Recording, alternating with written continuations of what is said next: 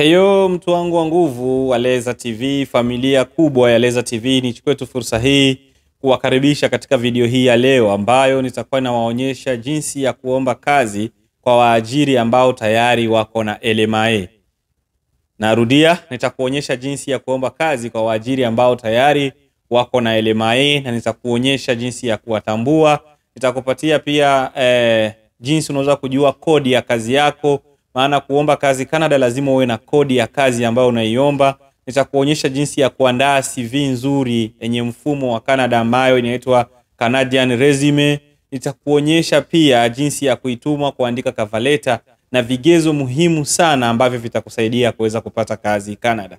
Kama wewe ni mtu wa Kongo, Rwanda, Burundi, Kenya, Tanzania au Uganda, unafuatilia channel yako ya Power ya Leza TV mahali popote ambapo ulipo Afrika Mashariki, uko mahali sahihi, maana nitakusaidia kupata kazi Canada.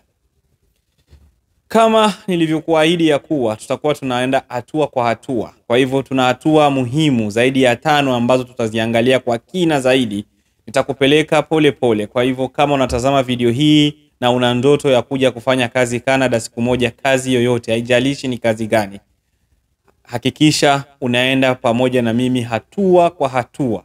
Ukikosea hatua moja inaweza kukufanya ukafarudia makosa ambayo umekuwa ukirudia kila wakati. Inawezekana umetuma maombi mengi sana ya kuomba kazi bila majibu. Sio kwa sababu labda haufai, lakini ni kwa sababu labda umefanya makosa ambayo tunaweza kurekebisha mimi na wewe kupitia video hii kama utasikiliza na kunifuata vizuri kile ambacho nitakueleza. Tunaenda hatua ya kwanza. Hatua muhimu ya kwanza ya kutafuta kazi Canada ni kujua kodi ya kazi ambayo unaifanya. Unataka kufanya. Kwa mfano, caregiving wako na kodi yao, truck driver wako na kodi yao, mashamba yako na kodi yao, nursing ambao wanahusika na mambo ya matibabu wako na kodi zao, yani wapishi, cooks pia wako na kodi zao. Yani kila kazi ambayo iko Canada serikali inaipatia kodi. Kwa hivyo unapofanya maombi ya kazi kama hujajua hizi code, basi inaweza pia kukupatia inaweza kuwa na changamoto kubwa sana katika kupata majibu kwenye kazi yako. Ndio maana nimesema twende pamoja na wewe sambamba ili niweze kukuelimisha. Hatua ya kwanza tumesema ni kukagua code. Tambua kazi na kodi yake. Kwa mfano, ama nikuambie kwanza maana ya hii code. Code hii ambayo inaitwa NOC ama ukitaka NOC, ambayo ni National Occupational Classification, NOC. Kila kazi ina code maalum. Mfano, nitakupatia kazi, baadhi ya kazi hapa na code zao. Kama code nursing ama wauguzi. Muuguzi code yao ni 31301. Nitaziandika hapo kwenye screen ya kwako. Code za wauguzi. Code za caregiving, NOC code yao ni 44101. Yani 44101. Hiyo ni code ya caregiving. Kama ulikuwa unaomba kazi bila kutumia ya caregiving bila kutumia hizo code kwenye maombi yako, basi ulikuwa unakosea. Nitakuonyesha chini ndani ya video hii jinsi unaweza kutuma maombi na kujumlisha kodi hii ndani ya kazi ambayo unaomba ili uweze kupata. Maana hizi kodi zinaendana na LMA ambazo zimetolewa. Kazi nyingine, truck driver, wale waendesha magari, malori makubwa na gari zingine zote nzito nzito. Code namba yao ni 73300, yani 73300. Code ya truck driver. Cook, wapishi, wale ambao wanasema tunataka kazi tu ndogo hata kama ni za upishi kwenye ma restaurant, maana ni kitu ambacho kila mtu anaweza kukifanya. Pia kuna code. Code ya wapishi ni 63200, yani 63200. Hiyo ndio code ya wapishi. Nikisema nitaji code zote itachukua muda sana. Wacha nikupatie, na pia kila mtu ana kazi ambayo angetaka kuiomba. Wacha nikupatie wapi kwa kukagua hizi code, mahali ambapo unaenda kutafuta code ya kazi ambayo ungeitaka. Tembelea hii tovuti hapa, na iweka hapa. Inaitwa knock.canada.ca. Ukitaka kutafuta kodi kwa mfano ya mashamba, kodi ya kazi yoyote ambayo unafanya IT, kodi yoyote ambayo ungetaka ya kazi yoyote, ingia hapa knock.canada.ca. Utaandika pale jina ya kazi, itakupatia kodi ya hiyo kazi maalum ambayo unataka. Hii itakusaidia kufanya maombi mazuri sana ya kazi. Hatua ya pili ambayo unatakiwa kufanya, ukishapata code ya kazi ambayo unataka na umejiamini unaweza kufanya hiyo kazi, ndio maana umetafuta kodi yake. Hatua ya pili, andaa CV nzuri ambayo inaitwa resume. Kwa Canada hatuiti CV, tunaita resume. Andaa resume yako, acha niseme kwa Kifaransa pia resume ama resume yako nzuri sana kwa mfumo wa Canada, yani ina Canada format. Yani iwe na mfumo wa Canada, iwe na format ya Canada. Andaa CV yako nzuri. CV nzuri unaiandaa vipi? Kwa wenye wananiuliza. CV nzuri utaiandaa na jina lako, yani name, your names utaziandika pale, official name kwenye CV mwanzo juu. Andika ya pili, hiyo tunaandaa CV. Yani ya kwanza tumesema ni majina. Hii ni CV ya Canada. Majina yako kamili. Sehemu ya pili, maelezo ya mawasiliano, yani email address na namba yako ya simu.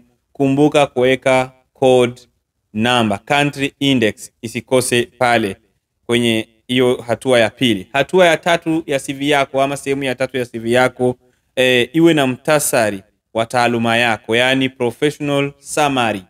Hapa ujielezee kwa kifupi wewe, professionalism yako, wewe ni mtu wa aina gani, unafanya kazi katika kiasi gani, yani jielezee wewe mwenyewe, uza sera zako pale kwa hiyo professional summary, ama wengine wanaita profile, lakini Canada inaitwa professional summary. Jielezee. Kumbuka tunatengeneza CV yenye muundo wa Canada. Hatua ya 4, uzoefu wa kazi, job experience ama work experience. Neno work experience ndio linatumika, yani uzoefu wa kazi. Hizi vitu nazipata kwa Kiingereza na zitafsiri kwa Kiswahili ili nikueleweshe vizuri mwana East Africa, Mtanzania, Mkenya, Mkongo, Mrwanda, Mburundi, unielewe vizuri. Maana najua Wakongo wataelewa Kiswahili, wa Tanzania wanaelewa Kiswahili na nchi zote za Afrika Mashariki. Lengo langu ni kuwasaidia wana East Africa Waswahili wenzangu. Hivyo basi, hatua ya 4 tumesema ni kuhakikisha umeandika work experience. Unapoandika work experience, andika jina ya kampuni, company names, maana kwenye umepitia kufanya kazi, andika makampuni. Kumbuka, tengeneza makampuni. Natumia code muhimu pale za ndani kabisa. Hii ni madini na kupatia. Unapoandika CV experience yako itengeneze vizuri. Na unajua nini namaanisha pale. Mwaka, yani kila mahali ambapo ulifanya kazi hakikisha umeandika mwaka ulipoingia na mwaka uliofanya hiyo kazi. Afu pia andika majukumu, yani position zako. Ulikuwa post yako pale kazini, ulikuwa unafanya kazi kama nani? Kwa mfano ulikuwa mhandisi, kwa mfano ulikuwa accountant, kwa mfano ulikuwa caregiver, kwa mfano ulikuwa assistant director, ulikuwa HR, human resources, ama eka position yako kwa kila kampuni na kila sehemu ambapo ulipitia kufanya kazi. Hatua ya 5, weka elimu yako, education na mafunzo, yani elimu, education and skills, ama kwa Kifaransa tunasema education et formation, yale ambayo umeyasoma. Weka pale na mwaka ambayo umepata hizo certificate ama vyeti vyako vya shule. Hatua ya 6 kwenye CV yako, ambayo ni hatua ya mwisho, eka ujuzi maalum. Mfano, ujuzi maalum yani ni vitu vingine ambavyo unavijua vya ziada. Mfano, lugha, kama unaongea Kiingereza vizuri, weka pale Kiingereza, Kifaransa.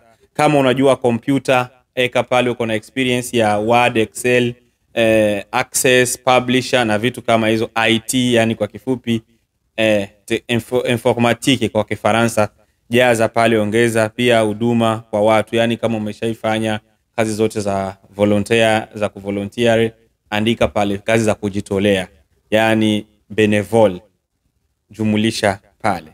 Hapo utakuwa uko na CV muhimu sana. Tumemaliza CV, ilikuwa hatua ya pili. Hatua ya kwanza ilikuwa kutafuta kodi za kazi. Hatua ya pili tumezungumzia kuhusu kutengeneza CV.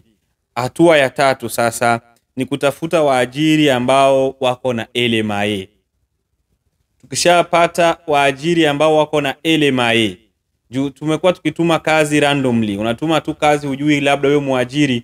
Maana kuna waajiri wengine nilikuwa nasema nitawaambia kupitia Job Bank, nadhani nitakuja kulizungumzia kwa kina katika video nyingine. Kuna employers wengine ambao wanaweka kazi pale kwa Job Bank for the sake of kuweka, ili kuridhisha serikali kwamba tumeweka kazi, lakini tayari wana mtu wao ambao wao wanataka akuje. Ndio wanaenda kuposti pale ili kuonyesha serikali. Maana ile Job Bank ni mtandao wa serikali. Ndio maana nilikuja nikawaongezea zile zingine za kibinafsi kama vile Indeed, Move to Canada, Job Expo, LinkedIn na zingine nyingi. Na pia leo nitakupatia zingine ambazo zinaweza kusaidia pia kupata kazi, ambazo hizi nitakazokutajia ni za wale waajiri ambao tayari wako na LMIA za kwao. Hatua ya tatu tumesema tunatafuta waajiri halali. Narudia tena, halali, sio matapeli, ambao wako na LMIA. Kwa kutafuta unafanyaje? Utatembelea tovuti ambazo zinachunguza ama ziko na list ya waajiri wenye LMIA. Tovuti hizo ni hizi hapa. Ni link. Hizi link muhimu nitazituma kwenye group letu la WhatsApp. Kama ukitaka kuzipata hizi link, basi hakikisha umesubscribe. Kama wewe ni mgeni na ni mara yako ya kwanza unatazama, subscribe hapa Leza TV. Afu ingia kwa description ya hii video. Chini kwenye description, mahali ambapo nimeweka maelezo kuhusu hii video, chini kabisa nimeweka link ambayo iko na WhatsApp group yetu.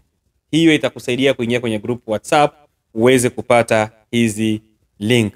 Naweza kuzitaja kuonyesha kama ziko. Moja inaitwa gohire.com, nyingine inaitwa lmiaapprovedjob.com na nyingine inaitwa visajobavenue.com.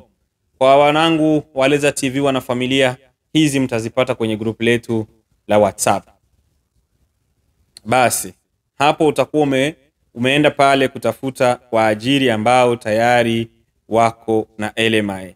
Chagua kazi inayolingana na code ama ile knock code yako ambayo nilikwambia. Usichague kazi ambayo wewe unaomba kazi ya caregiving afu unatumia code ya truck drivers. Itakusumbua. Nitakuambia kwa nini, nitakuonyesha jinsi ya kuandika barua ya maombi katika video hii kama nilivyokuahidi kuanzia mwanzo. Ndio maana nimesema tunaenda hatua kwa hatua. Ukishachagua kazi, soma maelezo, elewa maelezo, basi chukua code pale, toka nayo, tutaenda kuandika email ambayo itakupatia kazi. Ukishapata hayo maelezo, hatua ya 4 ambayo tunafanya, tuko na CV nzuri, tuko na kila kitu kizuri. Kwa hivyo hatua nyingine ambayo tunatakiwa kufanya ni kutuma maombi ya kazi sasa. Kufanya job application. Tuko na code, tuko na kila kitu, tumejua tunatuma wapi, na muajiri ambaye tunamtumia tayari tunajua yuko na LMIA. Kitu kinachofuata ni kuwa na kufanya sasa job application, kutuma email. Kabla hatujatuma email, katika hatua hii ya 4 ni kufundishe kitu. Tengeneza email ya kitaaluma, yani a professional email. Sio zile email ambazo tunazoea za nyumbani. Maana kuna tofauti kati ya email za nyumbani ama email za kawaida na professional email. Kwa mfano, email ya kawaida naweza kusema naitwa leza@gmail.com. leza@bembeleza123@gmail.com. Hizo ni za kawaida. Lakini email ya kitaaluma naweza kusema inaitwa leza.bembeleza@gmail.com. Narudia tena, kwa mfano leza point ni dot kwa Wafaransa, leza.bembeleza@gmail.com. @gmail.com. Yani narudia vizuri, tengeneza email ya kitaaluma ambayo inaweza kuwa kwa mfano Hassan.magufuli@gmail.com. Hiyo ni email ya kitaaluma, itakusaidia sana. Sehemu nyingine ya pili hapa kwenye kutengeneza email, tutaandika barua ya maombi, yani cover letter. Hii tuko katika hatua ya 4 ambayo ni ya kuomba kazi Canada. Na hiyo ndio hatua ambayo muhimu sana kuzingatia. Tutaandaa pia cover letter inayojieleza kwa kazi na kueleza kwa nini wewe unafaa kuwa candidate muhimu kati ya candidate wote ambao watachaguliwa. Yaani ukishaandaa cover letter ambayo umejieleza vizuri kwa tajiri, kwa nini wewe unafaa kupewa nafasi? Kwa nini unahisi ya kuwa wewe ndiye candidate bora zaidi kuliko candidate wote? Utakuwa umefanya kazi nzuri sana. Basi tutaenda katika hatua ya 3 kwenye kutuma hiyo barua ama hiyo email. Tutaambatanisha hii hapa CV yako ikiwa kwenye muundo wa PDF pamoja na cover letter, ile barua yako ya kazi ya kuombea kazi, ikiwezekana pia na vyeti vyako vya shule, yani your scholar document, ama kwa Kifaransa tunasema document scolaire, vitambulisho vyako vya masomo, jumuisha pamoja, weza kutumana. Alafu tutaenda kuandika email pamoja na wewe. Mfano wa email, kwa mfano utaandika subject. Kwenye email lazima uandike kichwa cha email, subject, ambayo tunaandika job application. Hapo sasa ndio mahali watu wengi wanakoseaga, juu unakujaga tunaanza kujieleza, hello my name is nataka kazi. Hapo ndio tunakosea. Lakini hii hapa tunaandika email ambayo iko very professional, tunatafuta kazi pamoja. Kwa hivyo tutaandika job application, kisha tunaambatanisha na, acha niachie video hii hapa ili nikupatie nafasi ya kutazama video itakayofuata, nisikuchoshe na maelezo mengi. Hakikisha unafuata muendelezo wa video hii hapa. Inapostiwa siku 2 za kufuatana, yani hii inaanza, hiyo nyingine inafuata. Kwa hivyo hakikisha umekuja hapa kuweza kupata ujuzi na kuelewa jinsi gani ya kuandika email ya kazi ambayo itakusaidia. Tayari nimekuonyesha ndani ya video hii jinsi ya kutafuta kwanza kodi ya kazi. Nimekuonyesha jinsi ya kutafuta waajiri ambao tayari wako na LMIA mkononi, kwa hivyo hautafanya tena maombi ya kazi kwa kubahatisha. Nimekuonyesha jinsi ya kuandaa CV nzuri yenye muundo wa Canada, lakini pia nimekuambia jinsi tunaweza kuandika cover letter ambayo ni nzuri. Pia katika video itakayofuata sasa tunaenda kutuma email ya kazi ambayo ina matokeo chanya, yani itakuwa na positive result. Tutapata matokeo ambayo yako positive. Hapa lazima watakuandikia, lazima watakutafuta. Usikose kusubscribe hapa Leza TV kama hujafanya hivyo. Ukiwa uko na swali yoyote, usisite kuniandikia kupitia comment section. Ukiwa unajiandaa na kuja kufanya kazi Canada na kuendelea kufuatia mchakato mzima wa kuja kufanya kazi Canada, kuna interview ambayo utakutana nayo pale kwenye balozi ya Canada, lakini pia kwa mwajiri wako ambao utakuwa umemtumia maombi ya kazi. Interview hiyo hapo inapatikana kwenye hii video ambayo iko hapa.